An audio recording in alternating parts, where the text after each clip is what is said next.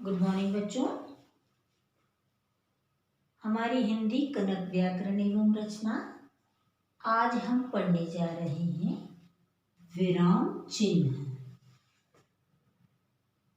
पढ़ने से पहले बच्चों एक बात और समझा दूं आपको कि पिछले सप्ताह जब मैंने आपको विशेषण दिया था तो आप ये न समझें कि मैम ये तो चैप्टर करा चुकी हैं, इसे मैम ने दोबारा दिया है। मैं आपको पहले भी बता चुकी हूँ कि व्याकरण को जितना समझ लो उतना बढ़िया है। जो चैप्टर मैंने पिछला कराया है आपको विशेषण 2 बार कराया है, वो इसलिए कि हम जो हमारे एग्ज़ाम हुए हैं उससे पहले हम कर चुके थे, उसे दोबारा इसीलिए कराया है मैंने क्योंकि वो फाइनल एग्ज़ाम में आएगा। इसीलिए यदि किसी बच्चे का छूट गया है या किसी बच्चे ने नहीं किया है तो वह उसे दोबारा कर ले। अब आज हम समझेंगे विराम चिन्ह, पाठ 9, पेज नंबर 36। विराम चिन्ह बच्चों ये व्याकरण की एक ऐसी ज़रूरी चीज़ है जिसे यदि हम ना लगाएं, ना प्रयोग में लाएं इसे, तो हमारे शब्दों का अर्थ ही बदल सकता है। तो व्याकरण में इन छोटी छोटी चीज़ों का बहुत ज़्यादा प्रभाव पड़ता है, इसलिए हमें इन्हें समझना बहुत ज़रूरी है। तो चलो हम शुरू करते हैं। विराम चिन्ह इंग्लिश में आप पढ़ते हैं पंक्चुएशन। अब विराम चिन्ह क्या है तो अभी हमें बुक की आवश्यकता नहीं है, जो मैं समझा रही हूँ उसे ध्यान से पढ़िए आप। चलिए और पास में लेकर आती हूँ मैं आपको।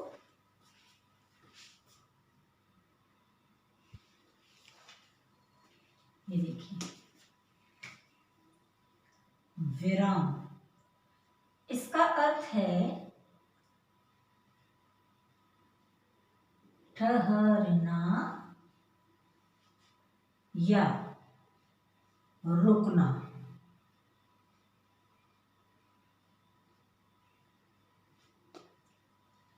जब हम अपने कोई भी बात को या कोई अर्थ हम अपना स्पष्ट करते हैं, अपने भावों को या विचारों को जब व्यक्त करते हैं तो हमें बीच बीच में कहीं रुकना पड़ता है, थोड़ा सा विराम देना पड़ता है, थोड़ा ठहरना पड़ता है। तब हम कुछ चिन्हों का प्रयोग करते हैं। चिन्ह माने निशान।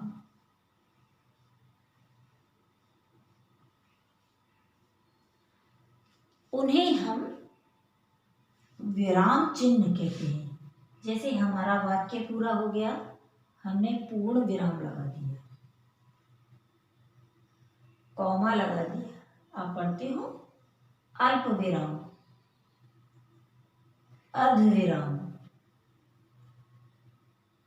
विस्मयादिबोधक। ठीक है, तो ये जो चिन्ह है बच्चों भी 1 बाय 1 में अभी आपको समझाती हूँ। तो विराम का अर्थ क्या है? ठहरना या रुकना। अपनी बातों को या भावों को, विचारों को जब हम व्यक्त करते हैं तो बीच में हमें कहीं रुकने की भी आवश्यकता पड़ती है। वहां रुकने के लिए हम जिन चिन्हों का प्रयोग करते हैं उन्हें हम विराम चिन्ह कहते हैं। विराम चिन्ह बच्चों कितने होते हैं अब हम एक से एक बार में समझते हैं। अभी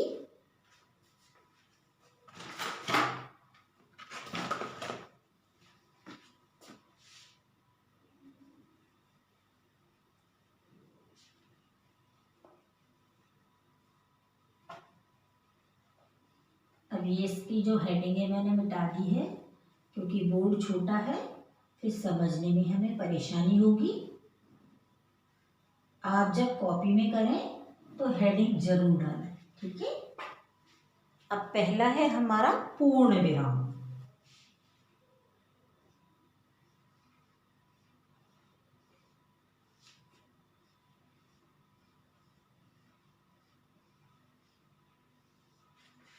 जिसे इंग्लिश में आप फुल स्टॉप कहते हैं। पूर्ण विराम कैसे लगता है बच्चों? जब हमारा वाक्य पूरा हो जाता है तब हम इसे पूर्ण विराम इस तरह से लगाते हैं। तो ये पूर्ण विराम का, जैसे राम बाजार गया, राम बाजार गया, ये एक पूरा वाक्य हो गया है, इसीलिए इसमें हमने पूर्ण विराम लगा दिया। जहां हमारा वाक्य पूरा हो जाता है वहां हम इसका प्रयोग करते हैं पूर्ण विराम, मीन्स फुल स्टॉप। इंग्लिश में आप एक डॉट बनाते हो इस तरह। तो ये है वह बाजार से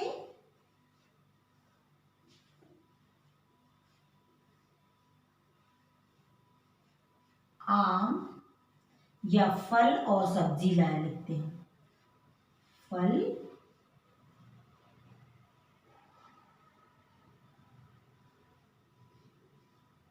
सब्जी और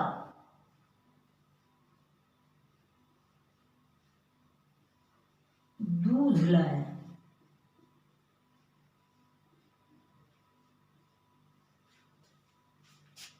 ये जो हमने लगाया है, यहां हम थोड़ा सा रुके हैं कि वह फल भी लाया और सब्जी भी लाया और दूध भी लाया। जब कई चीजें एक साथ लिखते हैं तो हम उन्हें अलग अलग करने के लिए थोड़ा रुकते हैं, और उस जगह पर हमने जो ये निशान लगाया है ये हमारा है दूसरा अल्प विराम। समझ में आया आपको?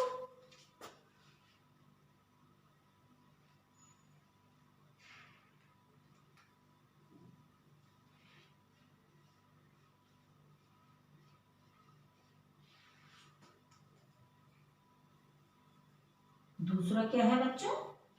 अल्प विराम।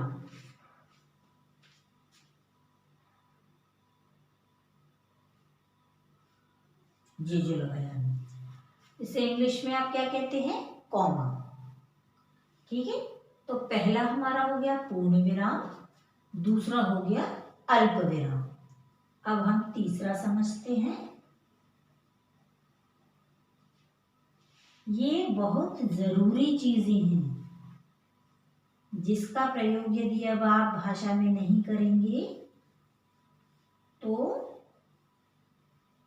आपका जो वाक्य है वह अधूरा और गलत रह जाएगा। तीसरा है बच्चों हमारा अर्धविराम।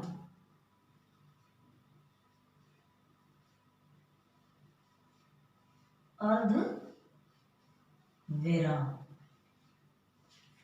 वो देखिए ऐसे एक छोटा सा ऊपर डॉट और ये ऐसे। अर्ध माने आधा। जहां हमें एक पूर्ण विराम, जहां हमारा वाक्य पूरा हो गया, हमारी बात खत्म हो गई, एक बात हमारी खत्म हो गई, वहां हमने पूर्ण विराम लगाया। अल्प विराम जहां हमें थोड़ी देर के लिए रुकना है। अर्धविराम यहां पर भी आपको थोड़ी देर रुकना है। इस तरह से लगाते हैं एक डॉट और ऐसे कॉमा। अब हमारा फोर्थ है प्रश्नवाचक।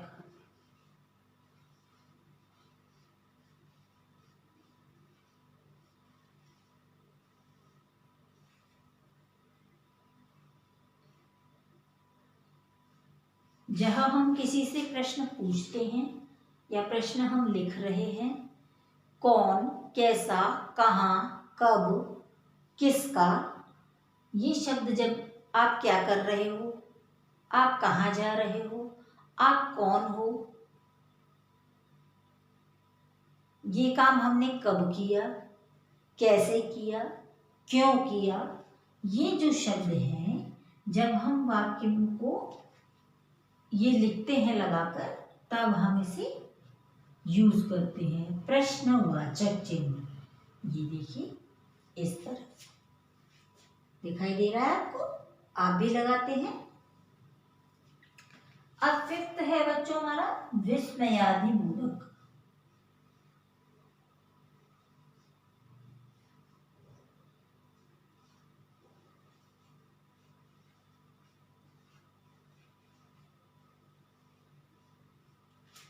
ये देखिए, ये एक डंडा लगाया हमने पूर्ण विराम जैसा और नीचे एक बिंदी है, दिखाई दे रही है।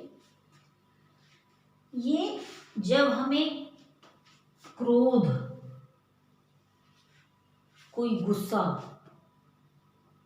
या कोई आश्चर्य, घृणा, नफरत या कोई खुशी जब हम जाहिर करते हैं, जैसे अरे यह क्या हो गया, वाह ये तो बहुत बढ़िया है। ये जब शब्द हम हाय,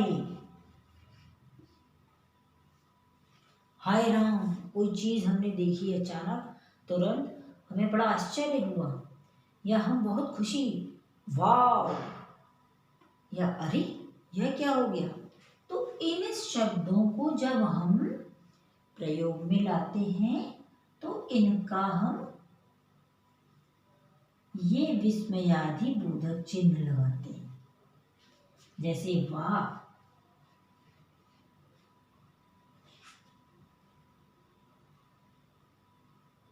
आम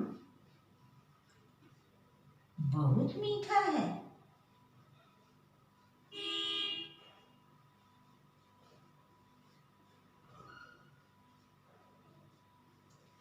तो बच्चों, पूर्ण विराम को हमने कितनी तरह से समझा, सॉरी पूर्ण विराम नहीं, विराम चिन्ह को पूर्ण विराम, अल्प विराम, अर्ध विराम, प्रश्न सूचक, और ये क्या है, विस्मयादिबोधक।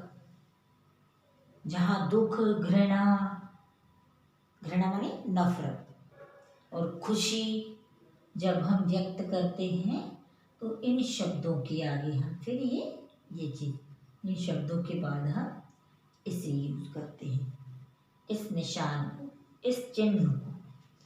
तो हमारे ये 5 विराम चिन्ह हैं जिन्हें हमने समझा।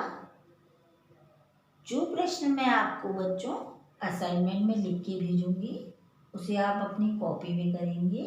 कल हम इसे दोबारा समझेंगे और अच्छे से समझेंगे ताकि आपको और अच्छे से समझ में आ जाए। कुछ उदाहरणों से समझेंगे हम कि विराम चिन्ह क्या है, इसकी परिभाषा बच्चों, और ये कितने तरह के होते हैं, ये आपको अपनी कॉपी में लिखना होगा सुंदर और साफ राइटिंग में। धन्यवाद।